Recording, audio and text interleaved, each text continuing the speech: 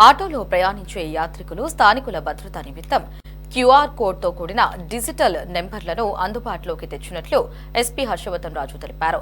స్థానిక పోలీసు కవాతు మైదానంలో నమోదు కార్యక్రమాన్ని ప్రారంభించి డిజిటల్ నంబర్లను ఆవిష్కరించారు. ఆటో గురించి పూర్తి వివరాలు ప్రయాణికులకు తెలియజేసే లక్ష్యంతో క్యూఆర్ కోడ్ విధానం అమలు చేస్తున్నట్లు ఎస్పీ చెప్పారు. ప్రయాణికులు స్కాన్ చేయగానే ఆటో యజమాని, డ్రైవర్, అలాగే నెంబర్ వంటి అన్ని వివరాలు తెలుస్తాయన్నారు. క్యూఆర్ కోడ్ను వాట్సాప్ ద్వారా ఇంట్లో వాళ్లకు కూడా షేర్ చేస్తే ఎక్కడకు వెళ్తున్నారో ఇంటి నుంచే తెలుసుకోవచ్చని వెల్లడించారు. ఇక అవసరమైతే పోలీస్ కంట్రోల్ రూమ్ కు అనుసంధానం చేసుకోవచ్చని, డ్రైవర్ ప్రవర్తన తీరుపై రేటింగ్ కూడా ఇవ్వవచ్చన్నారు.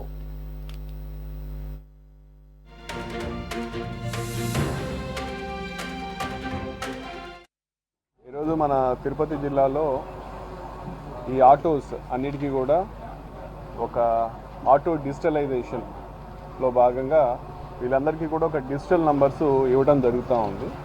సో దీని యొక్క ముఖ్య ఉద్దేశం ఏమిటంటే ఇక్కడికి వచ్చేటటువంటి ప్రయాణికులందరికీ కూడా ఒక సేఫ్ ఎన్వైర్న్మెంట్ క్రియేట్ చేయాలి. ఆటోస్లో వెళ్ళే వాళ్ళకి ఒక భద్రత కలిగించే విధంగా కొంత ఆటో వాళ్ళ తరపు నుంచి కూడా ఒక జవాబుదారీ పెంచే విధంగా ఈ నంబరింగ్ సిస్టము మనము అమలు చేయడానికి ఈరోజు సంకల్పించాము.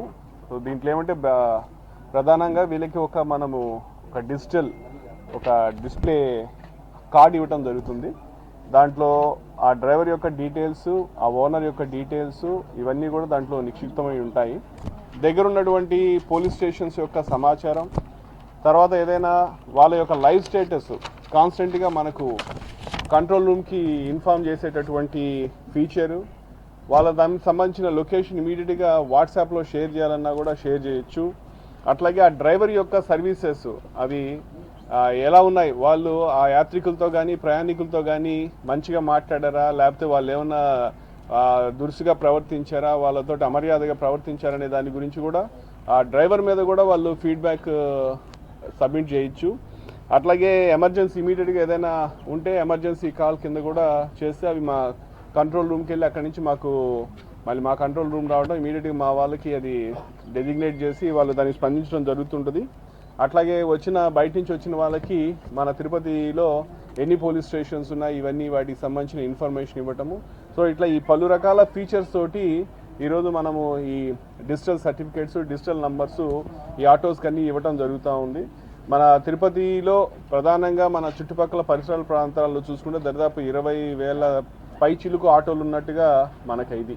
సో కాబట్టి ఇవన్నిటినీ కూడా మనం ఒక యూనిక్ నంబర్ తోటి ఈ పద్ధతితోటి మనం కానీ చేసినట్లయితే డెఫినెట్గా వచ్చేటటువంటి యాత్రికులకి చాలా మంచి భరోసా ఇచ్చినట్టు ఉంటుందనే ఒక ఉద్దేశంతో ఈరోజు చేశాము.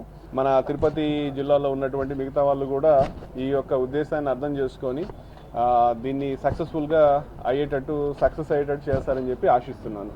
సో ఒకసారి ఈ డ్రైవర్లందరికీ కూడా ఆటో డ్రైవర్లకి, ఆటో అసోసియేషన్ వాళ్ళకి మరొకసారి నా విజ్ఞప్తి, ఖచ్చితంగా మీ అందరూ కూడా మీ సంబంధించిన వాళ్ళందరికీ చెప్పి ఖచ్చితంగా దీన్ని ఎన్రోల్ చేయించుకొని అందరూ కూడా ఈ సర్టిఫికేట్స్ కానీ ఇవన్నీ కూడా ఖచ్చితంగా ఆటోలో ఉండేటట్టు పైన స్టిక్కర్స్తో కూడా మనకు డిస్ప్లే అయ్యేటట్టు చూసుకుంటే మీకు కూడా